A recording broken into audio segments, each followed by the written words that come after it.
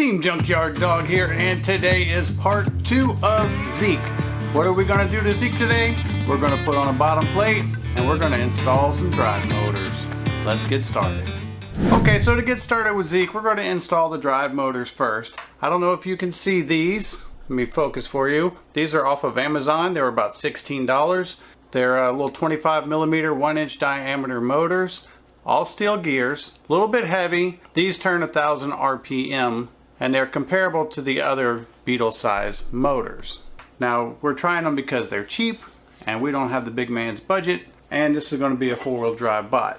If you were to use Mega Sparks on this, you would have over $200 in just motors. So we're going to go with these. I already marked my holes, so we're just going to drill these out to a 7mm, which is the size of this bearing here. And once that fits in there snugly, I'm going to put a piece of tape over this face right here and mark the holes. Then I'll lay the tape over the center hole here and mark my drill holes. So first thing is first, we have to get the center of our template. And I'm just going to freehand this. I mean, this is Team Junkyard Dog, it's not Team CNC. Now that I have that done, insert it over the shaft. Kind of force stretch it around that bushing, like so. And then you just push it hard enough against the motor face until you can see the mounting holes. Then I just take my little X-Acto knife and mark the holes out.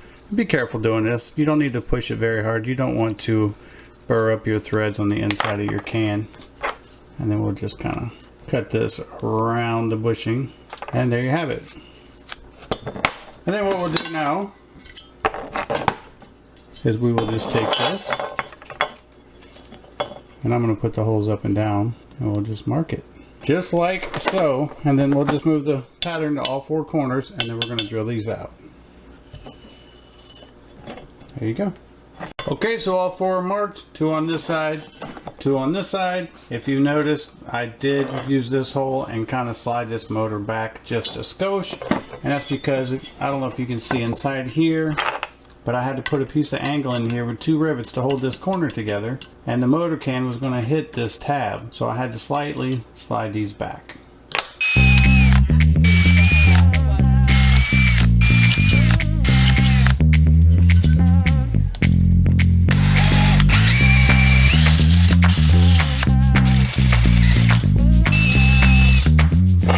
Okay, so now that we have our holes on all 4 corners, what we're going to do now is a mock-up. Now if I was installing these for battle, you would see a puddle of Loctite here, and I would be Loctiting these screws in, along with Loctiting all the screws in this gear motor.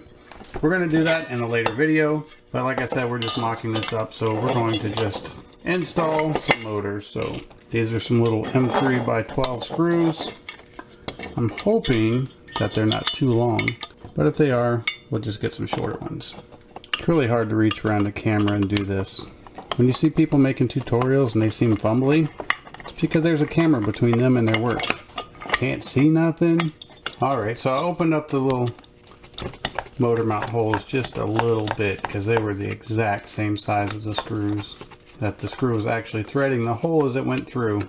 So that was a little too tight. You need a little bit of wiggle. Like I said, this ain't CNC. Just hold it in your hand and drill it. And there's numero uno right there. And it still spins, so maybe those screws will work. And on the subject of screws, you see I have a big pile of these M3s. A really, really good source. And let me pan over for you. If you see this little container right here, I got that at Harbor Freight. It is for like $18. And you get 25 drawers of all different metric screws. Wood screws, machine screws. It goes all the way down. I think the smallest is like an M3 and it goes all the way up to like an M6. You get lock washers, flat washers. A nice general variety. Let's go ahead and hook up the rest of these motors and we'll see how it looks.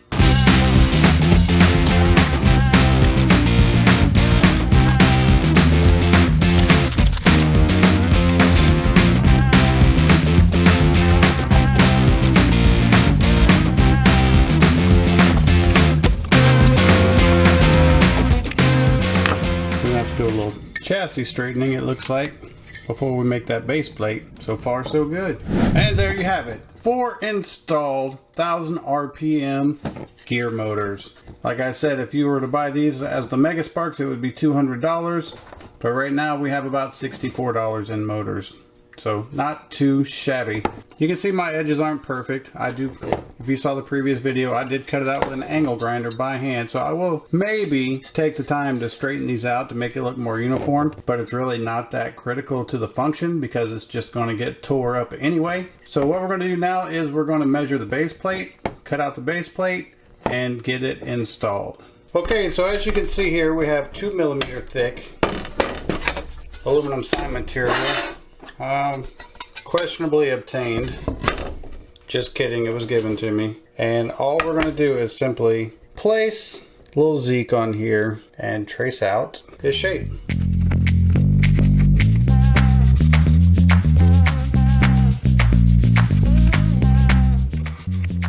And voila.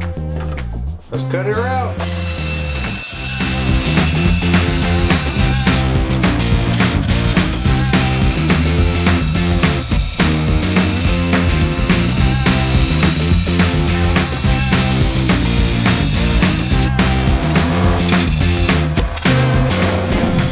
Here we have our pieces. Let's see how it fits. And you can see it fits pretty darn good. Not bad for being in a garage, that's for sure. And of course we'll think about cleaning all this up. But here's the plan. What we're going to do is we've got these little standoffs here. And these standoffs are going to go inside in between the aluminum. And that way the top plate and the bottom plate will screw into these standoffs to hold them on. That way you have a good solid connection. See, I don't know if I can even demonstrate that. Let me get another piece. But just pretending this is the inside of this. These standoffs are going to be placed on the inside like so. And we're just going to have to add a little spacer at the top and the bottom. And the screws will go through into the standoffs to attach the plates. That way we won't have to worry about this stripping out or getting all crazy with our design. So that's what we're going to use. Okay, so I lined up the bottom plate and you can see I put these nice hefty clamps on there to keep it from moving. And the next thing to do is just to figure out exactly where the screw holes are going to go, and we'll get those installed. And what I'll probably do is I'm going to use a self-tapping screw to put it on temporarily. I'm going to put 3 screws, and then 2 screws, and that's going to be the full layout. And then whenever we go to do final assembly, we'll install the spacers to get it battle ready.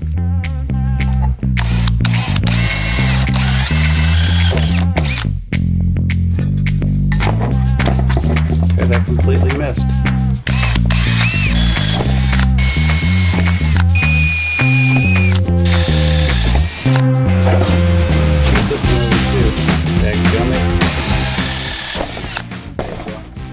This is going to need a little body work, but here's our holes.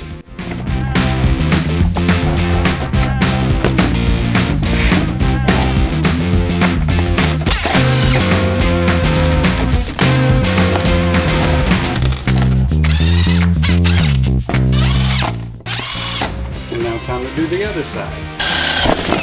I'll do it a little bit different on this side.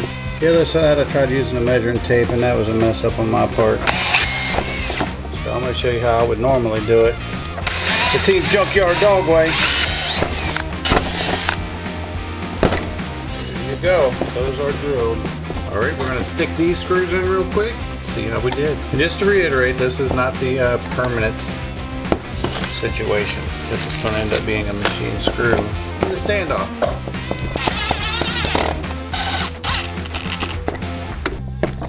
Alrighty, and there's this side. And to me, this side looks better than the side where I tried to measure.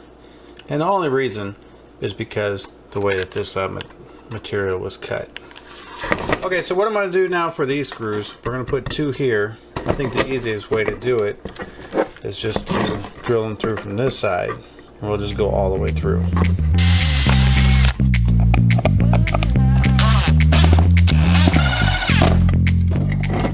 There we have it, one completed bottom plate. Okay, so now we got our motors installed. We have a bottom plate. That's going to be all we're going to do for part 2 of this video.